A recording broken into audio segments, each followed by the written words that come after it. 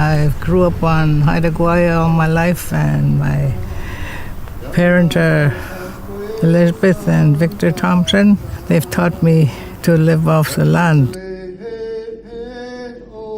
Learning Circle is a group of people gathering together about traditional foods.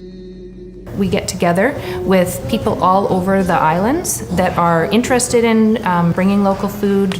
The farmers come, fishermen, and anybody that's interested in food comes to this learning circle, and then we share ideas. Basically, it's just a group of people that can coordinate what happens on the island in terms of local food. This is a very small, intimate community, and people take care of each other. We raise our children together, and we cook together, and we feed each other, and I feel like that is the essence of why people live here on Haida Gwaii.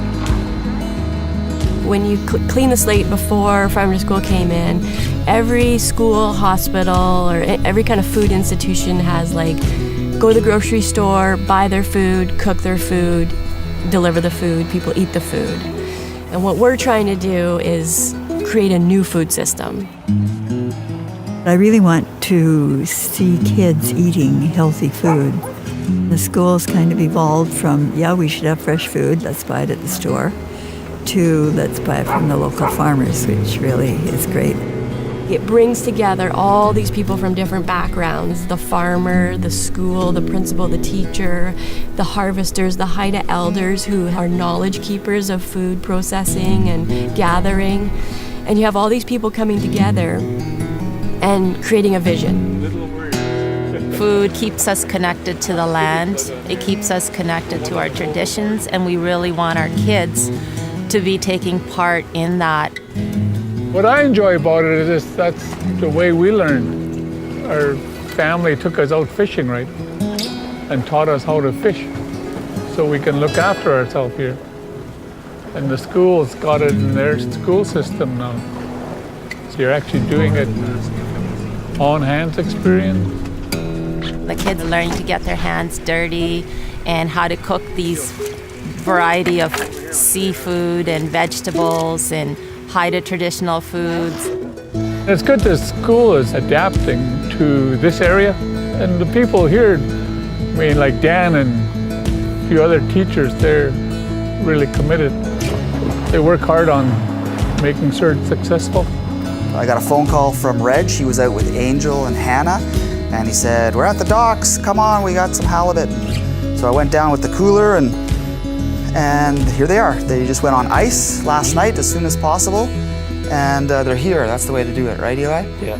The students that do choose to do it now are students that I've had for at least a year, and they get to come out and do something that's applicable to their life here. Where'd you learn how to fillet halibut? My uncles. They just showed me a whole bunch of stuff when I was younger. How to cut up salmon, halibut. And you're gonna show us, because not all of us had the same experience with your uncles. As a math and science teacher, I can springboard lots of things off of our work, so I can attach lots of mathematical and scientific principles onto our work with food, and it's way more readily accessible to them. We went out fishing last year. We caught about 60 fish for the school, and then we came back that following Monday, and we had to cut and process all of it. It was awesome because I got to contribute to feeding the school and all my friends. You started at the front or the back, Eli? First time?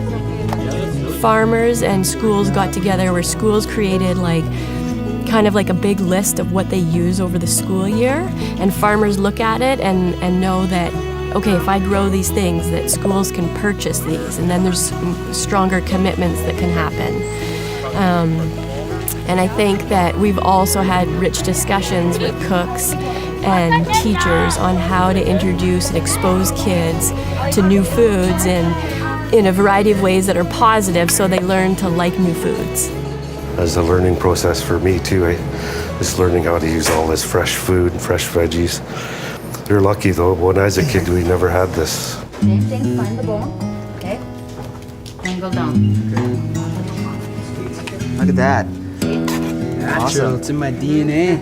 It was between Learning Circle 2 and 3, the concept of the pantry came up, and it was because we had full engagement from all schools on the island. We had engagement with farmers, and we were approaching the summer and the fall when all the food is in so much bounty. And we were just looking ahead thinking, we need to somehow capture all this food so it's available.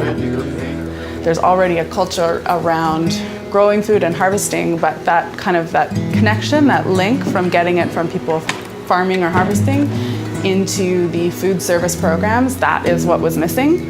Basically just finding ways to store the food that is produced on island so that that can be distributed now and throughout the year to organizations that are cooking meals, providing food.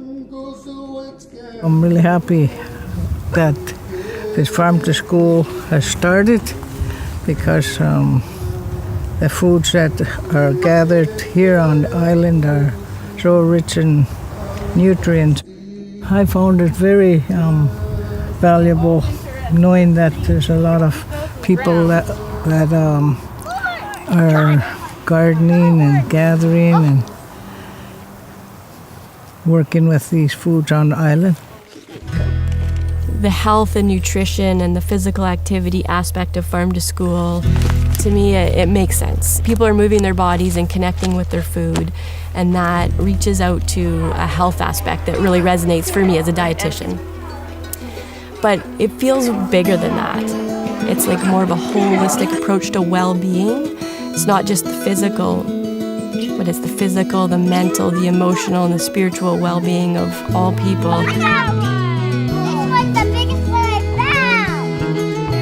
I feel like this program touches all of that. And I think that that's what makes it so amazing.